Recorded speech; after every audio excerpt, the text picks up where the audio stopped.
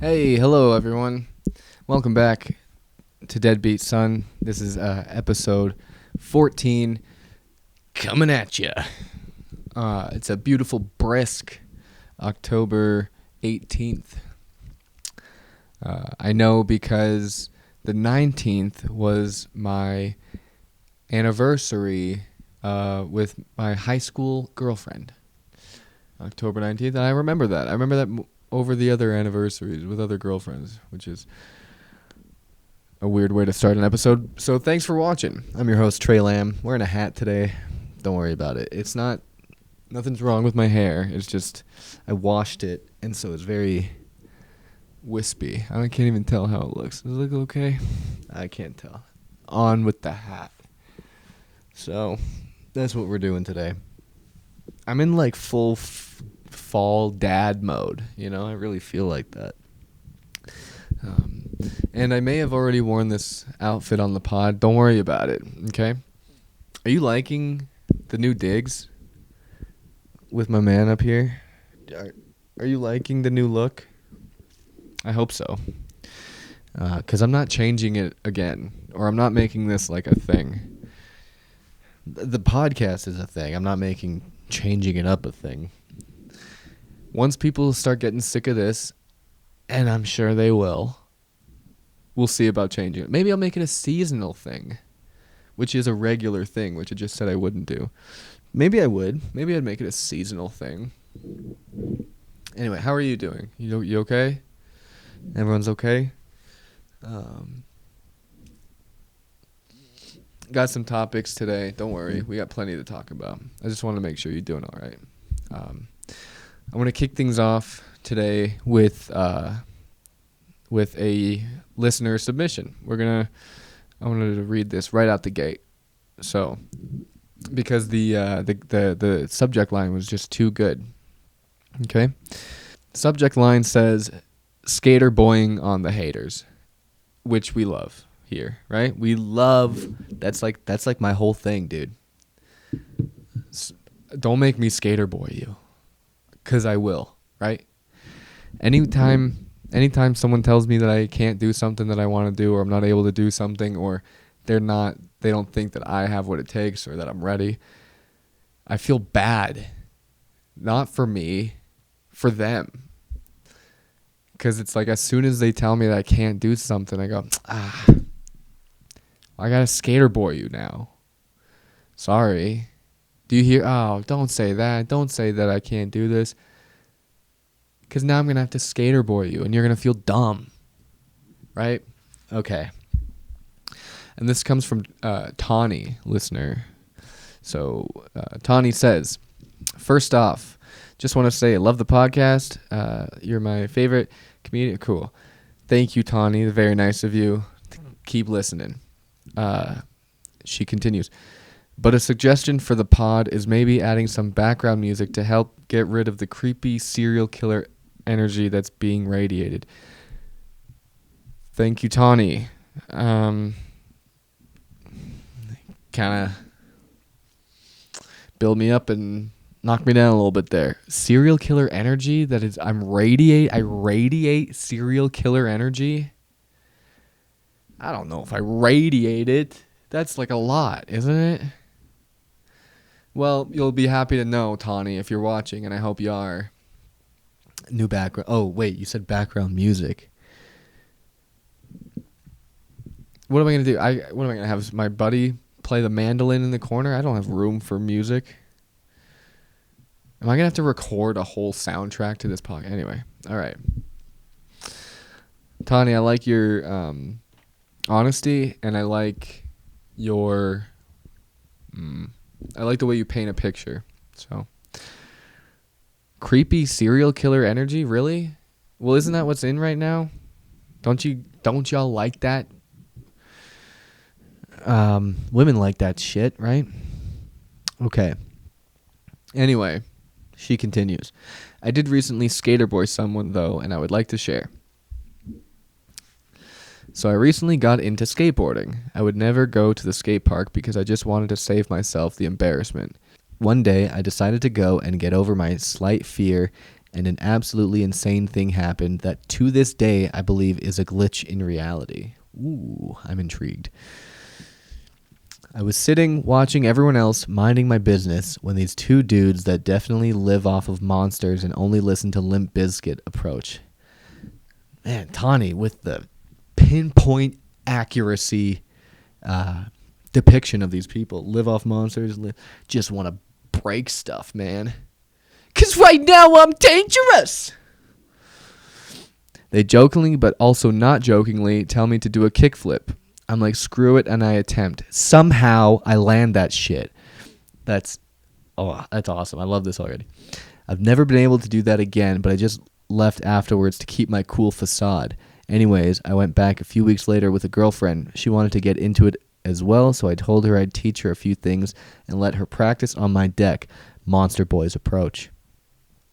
She ends up going out with one of the guys, and he ended up being a complete psycho. Keyed her car and everything. Moral of the story, skater boy, more like see you later, boy. Tawny, that's how you do it. That's how you write in to the pod. That's, man. More like see you later, boy. I love that. Nice little right on the end there. Crack my neck.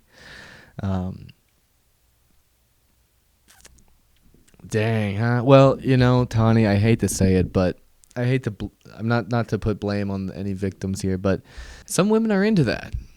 Some women are into those types of guys, those emaciated, sort of, still got the dust of the drywall on their hand, sort of DC chunk wearing, Rob Dyrdek vibe kind of guys, who, by the way, is old enough to be going by Bob Dyrdek, right? Anyway. Watch out for the skater boys, man. See, when I say skater boy people, it's funny how every time I talk about it, it has nothing to do with actual skater boys. But that is the heart of the song and the message. So, first of all, props to you, Tawny, for nailing a kickflip when you had to. That's like, when the pressure's on, kickflips are impossible, dude. So you're like Nyjah Houston, dude. You're like sick as fuck, dude. Did I swear too soon? I did not. Okay. Props to you for just deciding to get over your fear. Not only that, you got put under the, that's like the worst thing to happen on your first day skateboarding, is to get called out by the regulars who were there, right? That's gotta suck. But what happened? You showed up. You showed up and showed out, Tawny.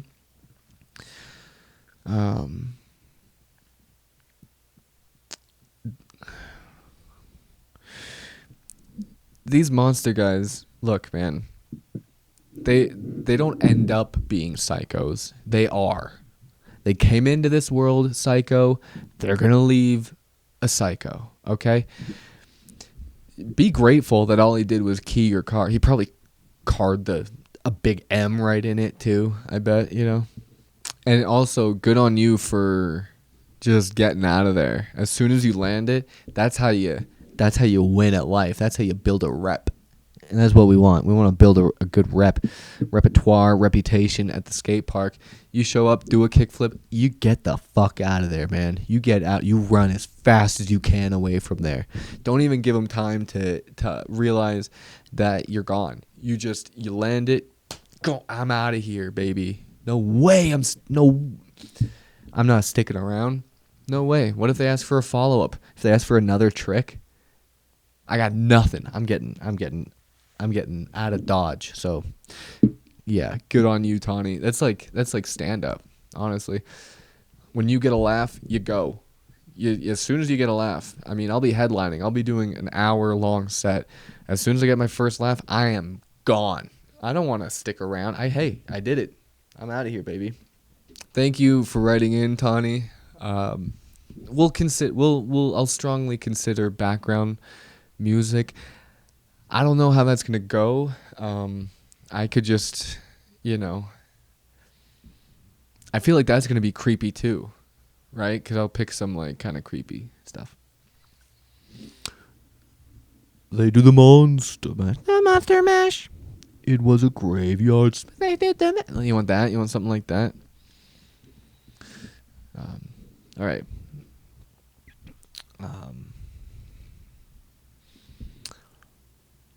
Speaking of scary stuff, dude, I've been watching that Army Hammer. I've been watching that Army Hammer documentary. Bro, this guy's nuts. This guy's out of his mind. Dude, he's a wild boy. He's one of those he might be an island boy. He is wild, bro. He's wild, and he what I gathered from the first episode, I haven't watched the whole thing. There's like 3 episodes. I only watched the first one, but the boy likes to get down. Boy likes to get a little rowdy in the bedroom. Okay, now here at Deadbeat Son, we condone all forms of showing affection. Because that is something that, a lot of us didn't get from old Pop, right? Didn't get the affection. So that's why we're here. In Army's case, it's crazy sex stuff, which is different than a father's love, hopefully. All right, I'm stopping this train of thought. Army Hammer, the doc, these women are coming out and they're showing texts from or they're sharing their experiences with Army. And I'm kind of watching this, and I was watching this, and I was watching this with some friends. One of them, a woman, and we're watching this story of these women who are coming out and telling their stories about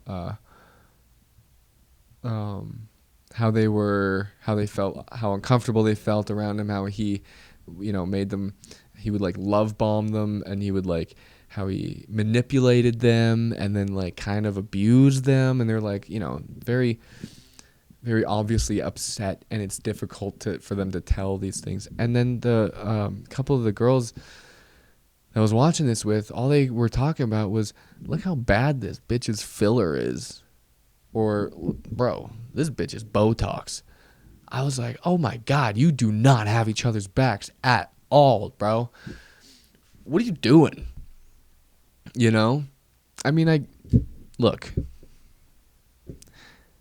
I guess that's just how people are. Man, no one's less of a feminist than other women sometimes. Because, like, they did not care about what this lady had to say. They called her like clout chasing, and they were mocking her nose job and her forehead, or lack of expression. Now, to be fair, they were right. Like, this chick's face was rock solid. Okay, it didn't move. Literally didn't move a muscle. Literally, her face did not move a muscle when she was talking. She was crying. The only reason you knew she was crying is because tears come down. There was nothing. There was nothing. It was crazy. Once they pointed it out, I was like, oh yeah, she's not moving. But also she's, going through it. So anyway, yeah, dude, Army, not a great guy, according to these women. Likes it a little bit rough, and not for him, obviously. No guys ever say that. No guys ever come out and say like, "Oh, I'm into, BDSM, and I want you to just slap the shit out of me." Guys don't really say that. At least not out loud, right? Not to me. So there's a lot of kinky people out in the world. I don't quite know the age the average age that listens to this podcast. So I'm assuming you're, or at least know what I'm talking about. Honestly, to me, Army Hammer just seems like another water polo player. He's just like, he looks like he played water polo and then made a bunch of shitty movies, right? Except for the Facebook movie. So I'll let you know what else I see. So it's just in the so far in the first episode, these women are just talking about how creepy he is, but they would have a great time with him, but then he would like turn super weird, and I guess everybody does that, right? Everyone puts on a thing at first, and then after a while you find out who they really are, right? In Army's case, he presents as not a psycho, and then over time you find out, oh, this guy's out of his mind. Dude, he was like texting this girl that he wanted to eat her. Not like that though. Not in that way, ladies. Calm down. He meant physically. He said, I want to take a chunk out of you, cook it. He wanted to. I've never had even anything even close to that. A woman had never wanted to eat part of me. I've had people tell me that they love the pod. I've had people tell me that they like my clips, my stand-up clips, but nobody's told me that they wanted to, eat part of my body. So I guess I'm still just kind of looking for the one, So I'll let you know what happens in the next episodes, because it's gonna get wild. So still don't have a name for this fella. We're working on it, or for this lovely woman. Not sure yet. And the name won't even necessarily tell us, names don't tell you much. My name's Trey, for God's sakes. A lot of people meet me. Before they meet me, they think I'm a different ethnicity than I am. It's not the case. I am this. So, all right. This weekend, what did I do? I hosted those comedy special tapings at Dry Bar down in Provo Way. That was a lot of fun. Did great. Shows went great. Got the crowd going, high energy. All the tapings went well. The comedians were happy with them, and so yeah. Hopefully, I'll be shooting one in the next year, probably. Just a little 20 minutes of the cleanest jokes you've ever heard. I had someone messaging me telling me that they think I'm not as funny if I have to be clean, which is true. I'm probably not, but your boy's got to make some Skrilla too. You know what I mean? So, and why not? Why not just dude, I'll go do a cruise ship. I don't care. I've never been on one. I'll go perform on one. And then just bomb and have to walk around with the entire cruise ship. I've never even met people who go on cruises, actually.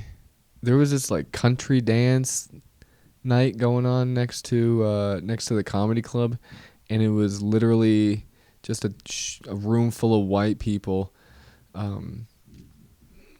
literally just dancing like that in a room. And it was the place to be. People were rolling in. They had their boots on. They had their date with them. I couldn't grasp, because then it's these Mormons, I guess, right? Looking for something to do on a Saturday night. What do you do on a Saturday night if you're Mormon? You go to the country dance room. And because they're so, they're just wholesome kids looking for distractions so they don't bang each other and go to hell, right? That's what they're trying to do. Anyway, okay, so we've made it to our segment, our new segment. I hope you're liking the segment because it's happening. Deadbeat of the week. This is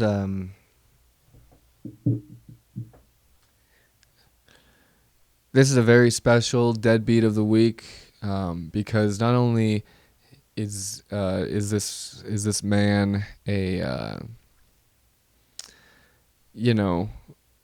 certified deadbeat, he also is in running for one of the worst fathers of all time. So it's very special. It's a very special day, and it is my honor to introduce or to present to you this week's Deadbeat of the Week, Woody Allen. All right, it's Woody Allen. It's this freaking guy. If you don't know him, he's an actor, producer, director, writer. He did a bunch of movies in like the 70s and 80s and 90s, I think. Some like funny stuff. You know, he's like a New York based guy and done his all that kind of vibe.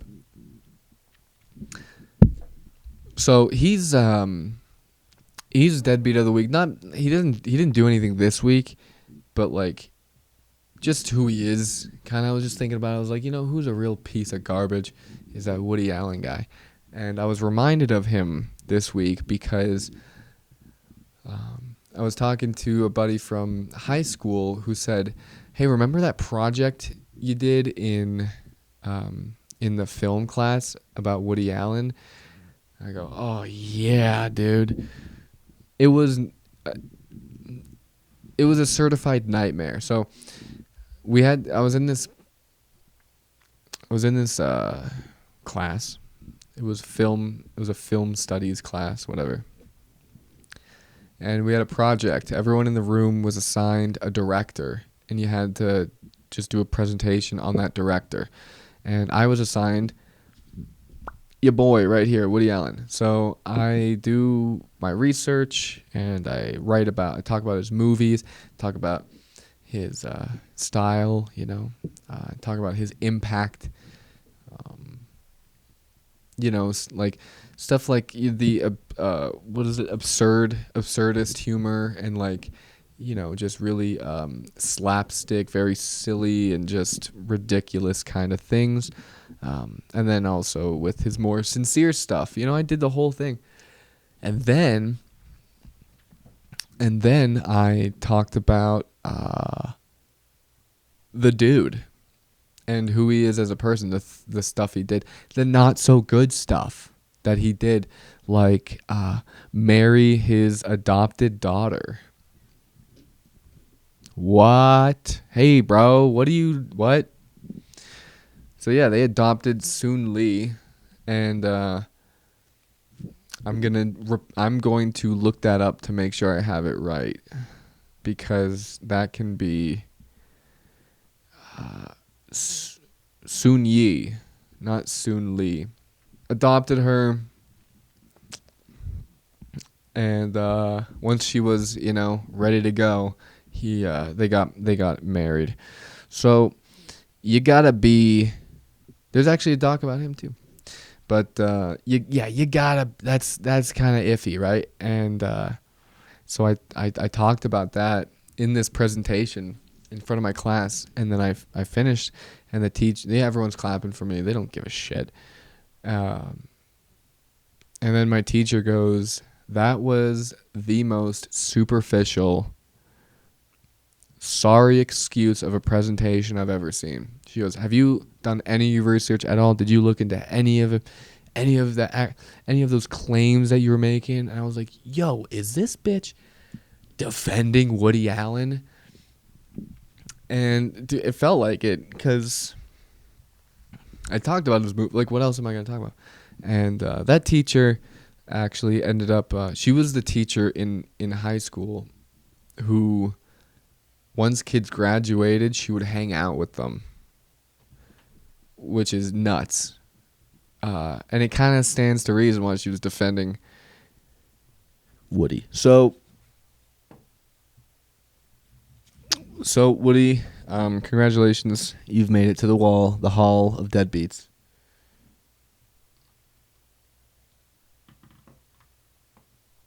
And that's for marrying your daughter, you know.